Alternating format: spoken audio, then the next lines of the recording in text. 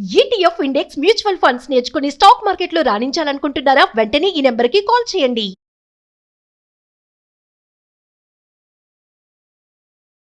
నమస్తే, welcome back to our channel. నేను మీ సంజయ్. ఈరోజు మనతో పాటు ఉన్నారు లా ఆఫ్ అట్రాక్షన్ కోచ్ మరియు international motivational speaker and celebrity coach Suresh గారు. ఆయనతో మాట్లాడి కొన్ని విషయాలు తెలుసుకుందాం. నమస్తే సార్. నమస్తే సంజయ్. లా ఆఫ్ అట్రాక్షన్ అంటే ఇప్పుడు మనీని అట్రాక్ట్ చేయడం అనేది మనం మాట్లాడుకుంటాం. మన సబ్జెక్ట్ అంతా ఇది. మనీనే కాదు, సంథింగ్ హెల్త్ని, వస్తువుని, ఒక కోరికని, సంథింగ్ ఏదైనా. అవును.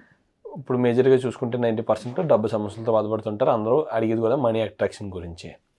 కానీ కొంతమంది అంటూ ఉంటారు కదా, డబ్బుదే ఉందిలే, మనుషులు ముఖ్యం, డబ్బుదే ఉందిలే, ప్రజెంట్ సిచ్యువేషన్ ముఖ్యం, ఈ విధంగా మాట్లాడుతూ ఉంటారు. అసలు డబ్బుకి అసలు ప్రాధాన్యత ఇవ్వరు. అంటే డబ్బు అంటే మనుషులే శాశ్వతం, డబ్బు శాశ్వతం కాదు అంటూ ఉంటారు. కొంతమంది వ్యక్తులు ఎలా అంటున్నప్పుడు ఒకసారి అనిపిస్తూ ఉంటుంది, అవును కదా, నలుగురు వ్యక్తులతో సరదాగా ఉండాలి కదా, డబ్బుదే ఉంది అనిపిస్తుంటది. అసలు డబ్బుకి ఎందుకు ప్రాముఖ్యతను ఇవ్వాలంటారు మనం? అసలు నాకు డౌట్ ఉంది, అసలు డబ్బునే ఎందుకు అట్రాక్ట్ చేయాలి మనం? ఈ మాటలన్నీ అంటూ ఉంటారు, డబ్బుదేముంది, మనం ఆప్యాయంగా ఉండాలి, ప్రేమలు ఉండాలి అంటుంటారు. అవును కదా. మీకు ఒక అవసరం వస్తుంది, ఒక 10,000 కావాల్సి వస్తుంది, సడన్గా ఒక బిల్లు పే చేయటానికి. ఆ ప్రేమలు ఉండాలని వ్యక్తిని ఆ టైంలో మీరు అడిగి చూడండి. మాటలు ఎంత ఆప్యాయంగా వచ్చాయి, మరి మీరు అడిగి చూడండి. మరి ఈ ప్రాబ్లం తీర్చలేని వ్యక్తి ప్రేమగా డబ్బుదేముంది వదిలేసే అన్న వ్యక్తి సమస్య వచ్చినప్పుడు మీరు అడిగినప్పుడు తన యొక్క ఇంటెన్షన్ మీకు బయటపడిద్ది. అప్పుడు చాలా బాగుండాలి, అందరం బాగుండాలి, డబ్బు ఉంటేనే అన్ని సమస్యలు తీరతాయి. ఈరోజు ఉదయం లేచిన కాంచి పాల ప్యాకెట్తో మొదలు పెడితే రాత్రి క్లోజ్ చేసేదాకా మనీతోనే ప్రతిదీ ముడిపడి ఉంది కుటుంబ జీవితం. పిల్లలకి ట్యూషన్లు అని, కాలేజీ ఫీజులు, స్కూల్ ఫీజులు, ఇంటి అద్దెలు, లేకపోతే లోన్లు, ఈఎంఐలు. ఇప్పుడు మెట్రో సిటీస్ వచ్చాక కాస్ట్ కూడా పెరిగినప్పుడు ఈ మనీ కూడా ఎక్కువగా కావాల్సి వస్తుంది. సో చిన్న హెల్త్ సమస్య వచ్చినా సరే కొద్దితో అవ్వట్లేదు, పెద్ద హాస్పిటల్కి వెళ్ళాల్సి వస్తుంది. మరి డబ్బు లేకపోతే ఎట్లా వెళ్తారు? ఇందక్కడ అన్నారు డబ్బుదేముంది, ఆప్యాయతలు ఉండాలి. మరి ఆప్యాయత హాస్పిటల్లో బాగు చేయించిద్దా? ఆప్యాయత ఈ స్కూల్లో ఫీజు కట్టించిద్దా? ఆ ఆప్యాయత మీకు ఒక డ్రీమ్ హౌస్ని ఇప్పించిద్దా? సో మాటల వరకు బాగున్నాయి, ఆచరణలో చూపించి చూడండి. ఎవరైతే చెప్పారో ఆ చెప్పిన వ్యక్తి ఆచరించడు ఆ విషయాలు. ఈరోజు డబ్బు లేనిప్పుడు ఒక వ్యక్తి చాలా మంచివాడు, ఫర్ ఎగ్జాంపుల్ నీతివంతుడు, నిష్కల్మష మనిషి, చాలా విలువైన వ్యక్తి. ఆ వ్యక్తి నా పక్కన కూర్చోబెట్టండి. ఒక బెంజ్ కారులో, ఖరీదైన 10 కోట్ల కారులో వ్యక్తి వచ్చి దిగుతాడు. ఏ వ్యక్తి దగ్గరికి వెళ్తారు జనాలు? మీరు చెప్పండి. డబ్బున్న వ్యక్తి దగ్గరికి కదా. అప్పుడు దాకా డబ్బుదేముంది అని మాట్లాడిన వ్యక్తి కూడా అటే వెళ్తాడు. అవును, ఆ కారు నుంచి ఉన్నాకనే వెళ్తారు చాలా మంది. కదా. ఇక్కడ ఏం జరుగుతుంది చూడండి, అట్రాక్షన్ ఎటువైపు ఉంటుంది? మనీ లేకపోతే ఆ వ్యక్తికి వాల్యూ లేదు. మీరు ఒక లగ్జరీ హౌస్లో ఉంటారు, అక్కడ స్థితి ఎలా ఉంటుంది? ఒక రేకుల షెడ్లో ఎక్కడో పూరి గుడిసెలో ఉంటారు. ఎవరింటికి ఎక్కువ ప్రాధాన్యత ఇస్తారు చూసే జనాలు? ఆ ఇల్లు చూడు, రాజులాగా ఉన్నాడు, అలా ఉండాలిరా బాబు ఉంటే అని అంటారా? పూరి గుడిసె అక్కడ ఉంటుంది, ఎవరు ఒకళ్ళని అటు చూస్తారా? కన్నెత్తి కూడా చూడరు. కానీ చాలా మంచివాళ్ళు వాడు. ఆప్యాయతలు ఉంటాయి, ప్రేమగా మాట్లాడతారు, మంచిళ్ళు ఇస్తారు, ప్రేమగా వడ్డిస్తారు. ఇక్కడ ఎవరి నుంచి అట్రాక్ట్ అవుతుంది మనసు? మీరు ప్రాక్టికల్గా ఆలోచించండి. అంటే వాళ్ళ తప్పేమీ లేదు. ఇక్కడ ఆర్థిక పరిస్థితులు, అవసరాలు, వాళ్ళ పిల్లల్ని చదివించుకునే స్కూల్లో లక్షలు కట్టాలి, మరి అద్దెలు కట్టాలి, లోన్లు కట్టాలి, బిల్లులు పే చేయాలి, రీఛార్జీల దగ్గర నుంచి ఉదయం నెల మొత్తం కరెంటు బిల్లులు అని అన్నీ పే చేయాలి.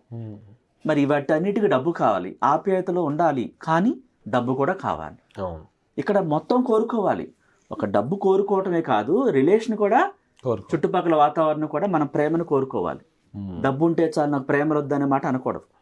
అవి కూడా విషయంలోకి వెళ్ళాలి, డబ్బును కూడా ఊహించాలి. ఇక్కడ ఎలా కోరుకోకూడదో చెప్పరు చాలా మంది. చూడండి, అవును, డబ్బును కోరుకోకూడదు అంటారు, ఆశపడకూడదు అంటారు, అంతకు మించిన అత్యాశ ఉండకూడదు, అది చాలా రిలేషన్స్ పడేస్తుంది, మానవ సంబంధాలు దెబ్బతీస్తుందనే మాటలు మాట్లాడుతుంటారు. కానీ ఎలా కోరుకోకూడదు చెప్పరు. అంటే మన ఎదుటివాడి ఇంటిని, ఆస్తి మనం వచ్చేయాలని కోరుకోకూడదు. అధిక వడ్డీలకి ఇచ్చి కాల్మనీ టైపులో వాడి ఆస్తులు లాక్కోవడం ట్రై చేయకూడదు. కుట్ర చేసి వాళ్ళ ఆస్తులు లాక్కోకూడదు, దొంగతనం చేయకూడదు, మోసం చేయకూడదు. నీ సంపాదనతో నువ్వు ఒక కంపెనీ పెట్టి పెద్ద ఎత్తున ఎదిగి, నీ సొంత తెలివితేటలతో, నీ క్రియేటివిటీతో, నీ సత్తాతో, నీ టాలెంట్తో నువ్వు ఎన్ని లక్షల కోట్లైనా సంపాదించవచ్చు. కానీ ఎదుటివాడిని మోసం చేయకుండా, పక్కవాడిది ఆశించకుండా. ఇలా చెప్పరు చూడండి. ఎక్స్ప్లెనేషన్ ఇవ్వటం, క్లారిటీ ఇవ్వరు. ఎలా కోరుకోకూడదు, చెప్పరు, వద్దనేస్తారు, టోటల్గా వద్దనేస్తారు. మరి నిజంగా కోరుకోకూడదు అనుకుంటే ఆ బిల్గేట్ అనే వ్యక్తి కింద పడిపోవాలిగా. అన్ని లక్షల కోట్లకు ఎదిగిన వ్యక్తి, ఆ వారెన్ బఫెట్, అమెజాన్ అధినేత ముఖేష్ అంబానీ వీళ్ళందరూ లక్షల కోట్లకు ఎదిగారు కదా. అది తప్పు అయితే, డబ్బు మానవ సంబంధాలు చెడగొట్టిద్ది అయితే, డబ్బు కోరుకోకూడదైతే వాళ్ళు ఎందుకు ఆ స్థాయిలో ఉన్నారు? ఇక్కడ చేత లేక చావలేక కావాలని కొంతమంది దాన్ని సంపాదించడం చేత కాకూడదు కొంతమంది మాట్లాడుతుంటారు. అది కరెక్ట్ కాదు. క్రియేటివిటీ బయటకు రావాలి. ఎంతైనా కోరుకోవచ్చు. యూనివర్స్ నియమాలు ఏముంది, నీకు వచ్చిన దాంట్లో 10% దానం చేస్తూ నువ్వు ఎంతైనా కోరుకోవచ్చు, క్రియేట్ చేసుకోవచ్చు, నీ టాలెంట్ని ప్రదర్శించవచ్చు, ఆ బిజినెస్లో లాభాల బాటలోకి వెళ్ళొచ్చు. ఇది సరైనవే. అంతేగాని వేరే వాళ్ళ ఆస్తి వాళ్ళు మోసం చేసి లాక్కోవటం, కుట్ర చేయటం, సొంత ఇంట్లో అందరికి సమానంగా రావాల్సిన ఒకళ్ళు కొట్టేయటం, ఇది కాదు. ఆ మానవ సంబంధాలు అప్పుడు ఎలా బాగుంటాయి? అప్పుడు కూడా బాగోవు కదా. అవును సార్. మానవ సంబంధాలు బాగుండాలంటే సపోజ్ కొత్తగా న్యూలీ మ్యారేజ్ అవ్వదు, వాళ్ళు ఎక్కడ ఉండాలి? డబ్బు లేదు చేతిలో, ఇద్దరు ప్రేమించుకున్నారు, డబ్బు లేకపోతే ఎక్కడుంటారు? ఒక హౌస్ కావాలి కదా. అవును సార్. ప్రేమ ఒకటే సరిపోతుందా? ఫుడ్ కావాలి, వాళ్ళకి పుట్టే పిల్లలని స్కూల్లో జాయిన్ చేయాలి.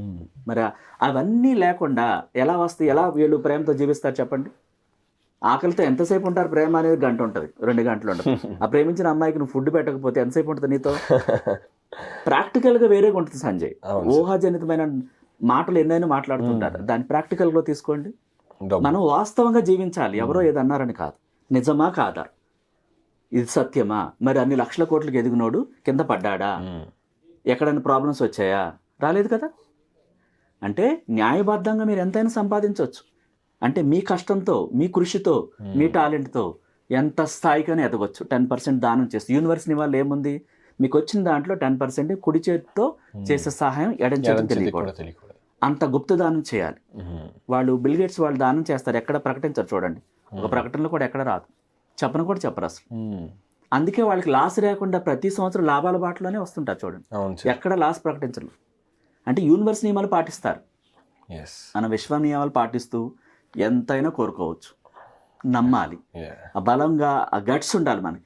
ఒక సాధారణ వ్యక్తి ఏదైనా గొప్ప విషయాన్ని కోరుకున్నాడా, లేకపోతే ఒక గొప్ప వస్తువుని కానీ, ఒక గొప్ప పొజిషన్ కానీ కోరుకున్నాడంటే పక్కన వ్యక్తులు ఆటోమేటిక్ గా అంటూ ఉంటారు. ఏ విధంగా అంటే ఆశకు అద్దు ఉండాలరా, అది నీకు అర్హత కాదని చెప్తున్నావు. No limits. అక్కడ ఏంటి, నీ కోరికని వేరెవరికి చెప్పకూడదు. వాళ్ళు అదే చెప్తారు, నీకు అర్హత లేదు, నీ స్థాయికి హద్దు ఉండాలని. ఎందుకు నీ స్థాయిని తగ్గించుకోవాలి? నువ్వు న్యాయబద్ధంగా నీ టాలెంట్ ఉపయోగించి నువ్వు ఏ స్థాయికైనా వెళ్ళొచ్చు.